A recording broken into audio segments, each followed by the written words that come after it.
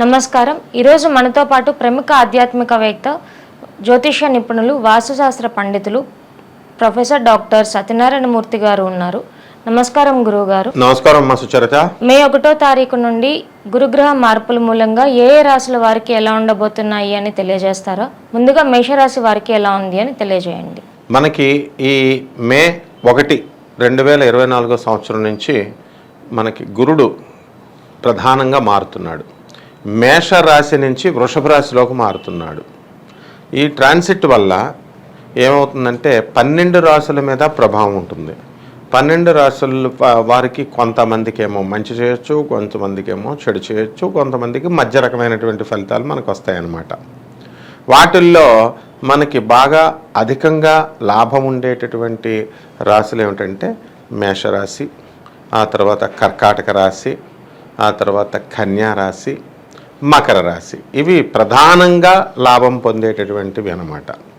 అలాగే మధ్యమ రకంగా ఉండేటటువంటివేమో తులారాశి, ఆ తర్వాత సింహరాశి, మిథున రాశి, కుంభరాశి. అధమంగా ఉండేటటువంటివి ఇంకా మిగిలిపోయినవి అన్నమాట. ఏమిటవి? మీనరాశి, ఆ తర్వాత వృశ్చిక రాశి, తర్వాత సింహరాశి. ఈ రాశులు వృషభ రాశి. ఈ 4 రాశులు ఉన్నాయి. అయితే వీటిల్లో వృశ్చిక రాశికి అధమ ప్లేస్లో ఉన్నప్పటికీ కూడా గురు దృష్టి వల్ల అది మంచి ఫలితాలు ఇవ్వడం జరుగుతుందన్నమాట ఈ గురుగ్రహం. ముందుగా మనం మేషరాశి వారికి ఎలా ఉందో చూద్దాం. మేషరాశి వారికి ఈ యొక్క గురుడు జన్మరాశిలో ఉన్నాడు. ఎప్పటి వరకు? ఈ మే వచ్చేంత వరకు, మే 1 వరకు. మే 1 నుంచి వృషభ రాశిలోకి వచ్చాడు కాబట్టి, ధనస్థానంలోకి వచ్చాడు కాబట్టి ఈ మేషరాశి వారికి వృత్తి, వ్యాపార, ఉద్యోగ విషయాల్లో మంచి మార్పు వస్తుంది. అంటే అధికమైనటువంటి ఆదాయం, ఉద్యోగాల్లో ప్రమోషన్లు వస్తాయి, తర్వాత జీతభత్యాలు పెరుగుతాయి. ఇంకా మరి జీతాలు కూడా అందరూ ఇవ్వాలి కదా, గవర్నమెంట్ బకాయిలు ఉంచకుండా. అందుకని వాళ్ళకి టీఏలు, డిఏలు, అరియర్స్లు అన్నీ కూడా గవర్నమెంట్ దగ్గర ఏం పెట్టుకోకుండా అందరికీ కూడా ఇచ్చేయడం జరుగుతుంది.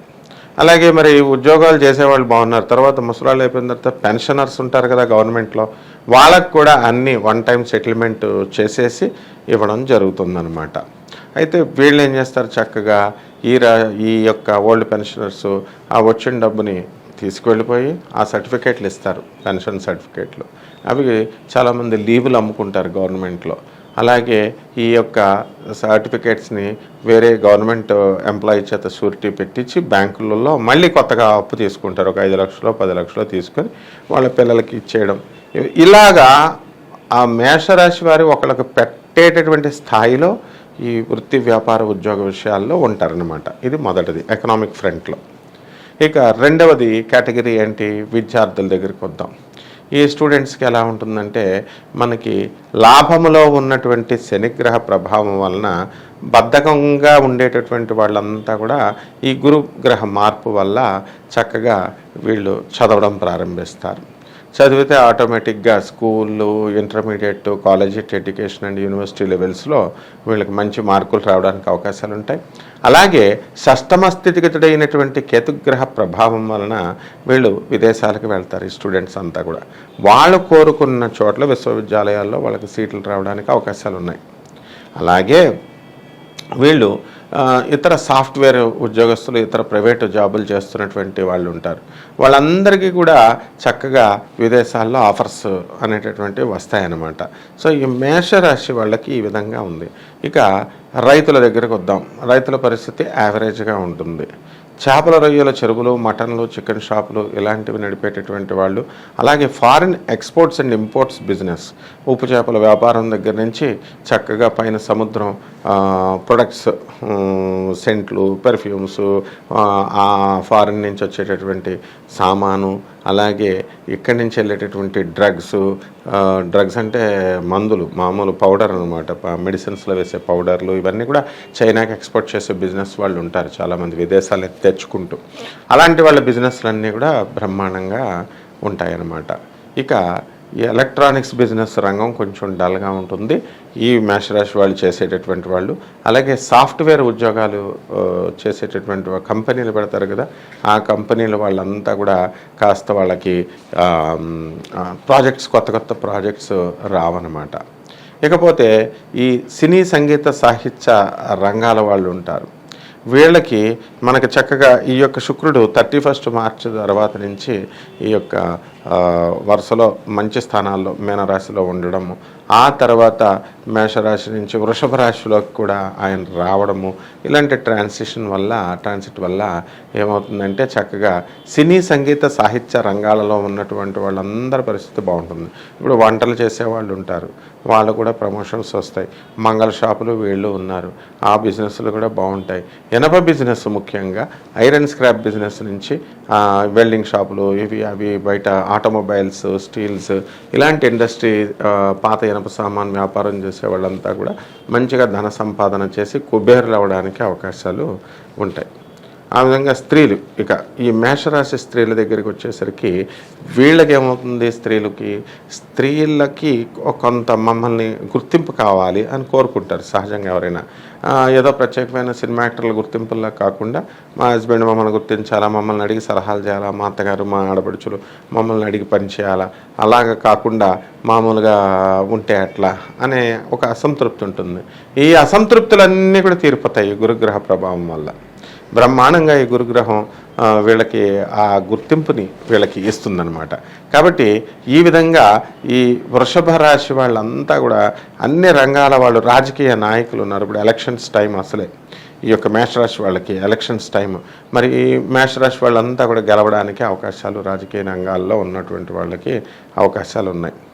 ఇక ఈ వర్గం ఆ వర్గం అని లేదు, అన్ని వర్గాల వారికి కూడా సంతృప్తికరమైనటువంటి మార్పుల్ని గురుగ్రహం తీసుకొస్తుంది.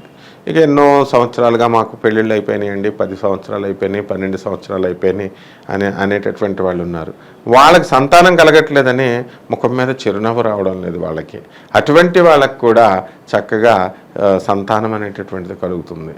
ఇక వివాహాలు కానటువంటి వాళ్ళు, ఈ వివాహాలు కానటువంటి వాళ్ళు వీళ్ళకి కూడా వివాహాలు అయిపోతాయి అన్నమాట ఈ సంవత్సరం.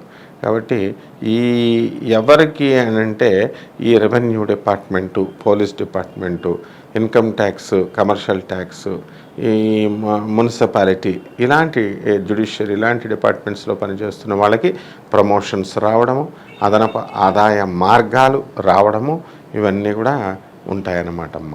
మరింత మెరుగైన ఫలితాల కోసం మేషరాశి వారికి ఏమన్నా పరిహారాలు ఉన్నాయా గురువుగారు? మనము ఎంత బాగున్నప్పటికీ కూడా ఏదో ఒక ఇప్పుడు మిగతా ఈ సంవత్సరంలో ఏ కుజుడు బాగోకపోవడము, కుజుడు కర్కాటక రాశిలోకి వచ్చినప్పుడు బాగోకపోవడం, అలాగే బుధుడు ఈ యొక్క మీనరాశిలోకి వచ్చినప్పుడు బాగోకపోవడం, ఇలా కొన్ని సందర్భాలు ఉంటాయన్నమాట. అటువంటి వాటికి మెరుగైన ఫలితాల కోసం ఈ మేషరాశి వారు ఏం చేయాలంటే రాహు జపం చేసుకోవాలా, రాహు స్తోత్రాలు చదువుకోవాలా. రాహుకి కిలోంపావు మినుముల్ని, ఆ తర్వాత ఆవుపేడ రంగు ఉన్నటువంటి, అంటే నాచు ఉంటుంది కదా, ఆ కలర్ ఉన్నటువంటి వస్త్రాల్ని పేద బ్రాహ్మణులకి దానం చేయాలి. ఆ తర్వాత రాహు దుర్గాదేవి యొక్క ఆరాధకుడు కాబట్టి ఆయన ఏం చేయాలంటే దుర్గాదేవికి మనము కుంకుమార్చన చేయాలి, ఓం దుర్గాయై నమః అని. అలాగే మెడలో చక్కగా గద ఉంటుంది, దాన్ని ధరించాలి. తర్వాత దుర్గాదేవి యొక్క గదని. అలాగా మనము ఈ రాహు కోసం మనము కొంచెంగా జమ్మి చెట్టుకి చుట్టూ ప్రదక్షిణ చేస్తూ, మరి శనికి ఈక్వల్ ఫలితాలు ఇస్తాడు రాహు కాబట్టి ఆ జమ్మి చెట్టు చుట్టూ 11 ప్రదక్షిణలు చేస్తూ ఆ చెట్టుకి నీళ్లు పోసి మనం కనుక పూజించినట్లయితే ఈ యొక్క రాహు దోషం వీళ్ళకు పోతుంది. అండ్ నెక్స్ట్ ఏంటంటే ఇంకా మెరుగైనటువంటి ఫలితాలు రావడానికి అవకాశం ఉంటుంది. ధన్యవాదాలు గురువుగారు. ధన్యవాదాలమ్మా.